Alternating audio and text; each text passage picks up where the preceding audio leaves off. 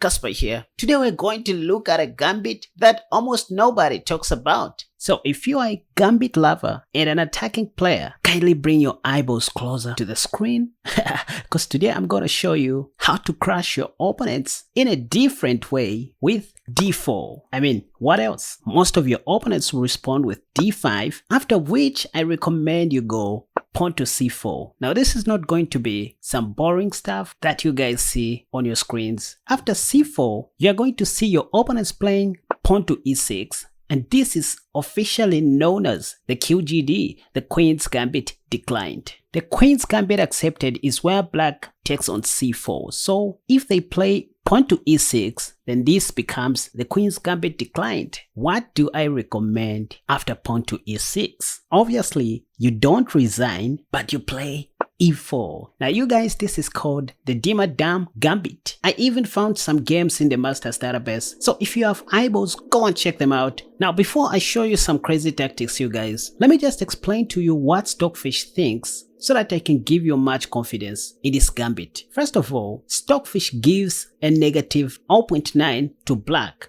That negative 0.9 is for losing a tempo with white pieces. Number two, engines don't know openings, in case you didn't know. Another point is engines have no emotions. So at human level, this gambit will give most of your opponents a hard time to think, thus increasing their chances to blunder, be it in classical, rapid or blitz chess. So let's see the ideas behind pawn to e4. If black takes, here is our simple plan. In a perfect world, we'll start developing all our pieces in a way of wanting to win back our pawn, which we sacrificed on e4. For example, knight c3 attacking the pawn on e4, then followed by pawn to g3 and bishop g2, double attacking the pawn on e4, and before adding another attacker, queen c2, we'll first of all play bishop e3, guarding our pawn on d4 so that black doesn't take it for free. And only then do we play queen c2, now attacking black's e4 pawn 3 times with our pieces. And lastly, our king's knight will always be developed on e2 with some possibilities of putting it on f4 in the near future. And it turns out that there is no practical way for black to hold on to this pawn on e4. So that's the whole idea behind the Diemer Duhm Gambit accepted. Yes, there is also another way black can decline the Diemer Duhm Gambit, and I'm going to show you how in another video. So there you have it, ladies and gentlemen. This is all for today, but now let's see some practical ideas how we can punish black using this simple strategy. Alright, so here I recommend that you simply play knight c3, wanting to get back your pawn, and in this position you're going to see black playing knight to f6, or simply pawn to f5 in order to hold on to his e4 pawn. So black will play knight to f6, the top played move, and our plan, remember, is to keep on pressurizing the e4 pawn. So we'd love to play bishop e3, but hey, play this move first. Bishop g5, provoking black to make a weakness after something like pawn to h6. But anyways, they're going to play bishop e7 here, and that's when you play pawn to g3, remember, wanting to develop your bishop. And if h6, where does your dark squared bishop belong? Well, on e3, defending the d4 pawn, so that after castle shot, you now play bishop g2.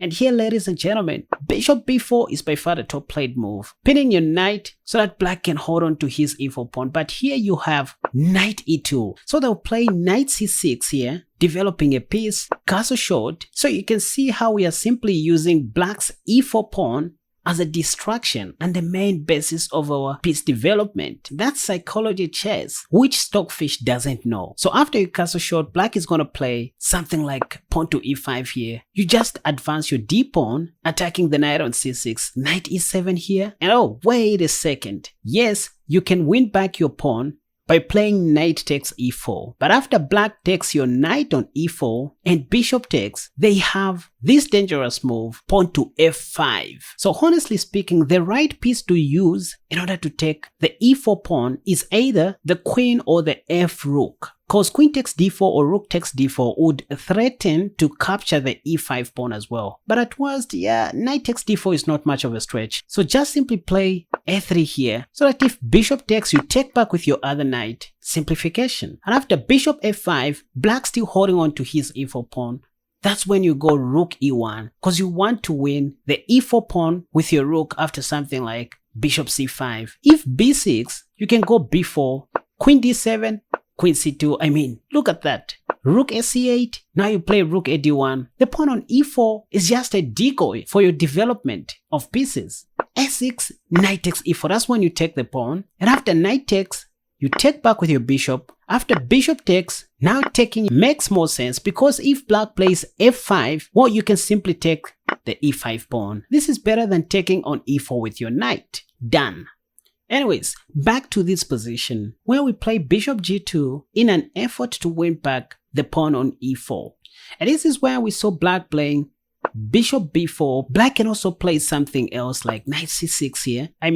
The e4 pawn is already a dead pawn, so just continue developing your pieces. Knight e2, and if e5 once again, you go d5. If knight d4, here we just take that knight, and after pawn takes, we take back with our queen, and now see how many things are attacking the e4 pawn. And in most of these lines will be castling long, just to let you know. Anyways, so again, instead of bishop b4, if black plays knight c6, after which we go knight e2, e5 and d5. In case black chooses to play knight a5 instead of what we saw here, the move that I recommend after knight a5 is simply pawn to b3. You still renew your threat of capturing on e4. If bishop b4, you just castle short, and there's no practical way for black to hold on to his e4 pawn. Let's say bishop f5. Well, we have bishop d2 here, which simply wins the pawn. There's little that black can do to save that anyways.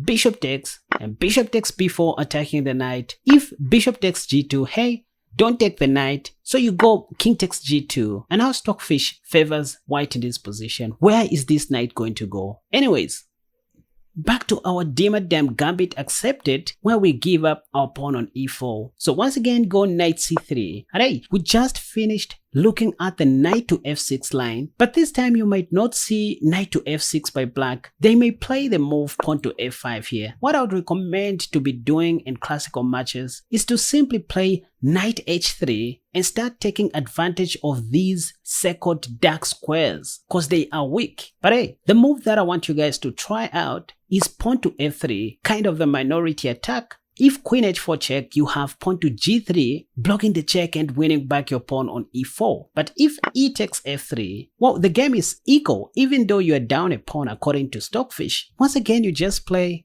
knight takes f3, and after knight f6 by black, you go bishop g5. So in these queens pawn games, bishop g5 is such a big deal, you guys. Make use of it.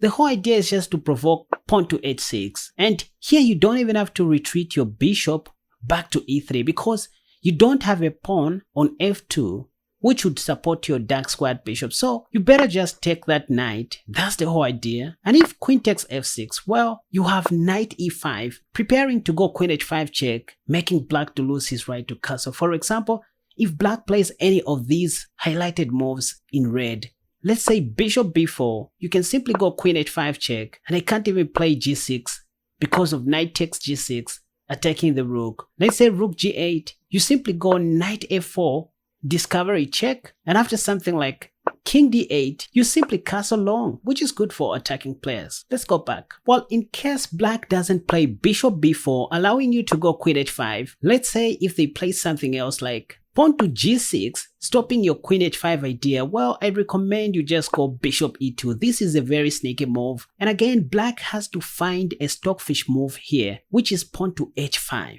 They are going to play something like knight d7 here, which is a blunder, because now you can simply take the pawn on g6 for free, attacking the rook on h8 and the bishop. If queen takes g6, you simply pin that queen to the king and black should resign. Anyways, so this is all for today, you guys. Trust me, this opening looks very simple, but it is very effective if you play it correctly. You can play these same lines against the French defense, and let me just show you briefly so that you can know the power of this gambit, you guys. The Diemer Duhm Gambit can also arise after pawn to e4, then e6 by black, and after d4 they play d5, the French defense, and here is why we play pawn to c4 right away. So you can simply see that once again we are back into the Diemer Gambit accepted. Yes, black can decline it with something like pawn to c6 here, but d takes e4 is what everybody plays, after which you still go knight c3, and here we saw knight to f6 and pawn to f5. So in my next video or in another video, I'm gonna cover the remaining moves in this position, such as bishop b4, knight c6 or pawn to c5, so that you guys can have a complete weapon against the Nimzo Indian and the French defense. Alright, so I hope you enjoyed this video. If at all you did, please don't feel lazy to give this video a thumbs up, subscribe to my channel if at all you haven't already, because that's how you encourage me to keep on making more wonderful videos just like this one. And check out my courses at www.casperchess.com, which are very affordable at the moment, and there you can also sign up for my free masterclass and get yourself a free mini course on the rat defense. Alright.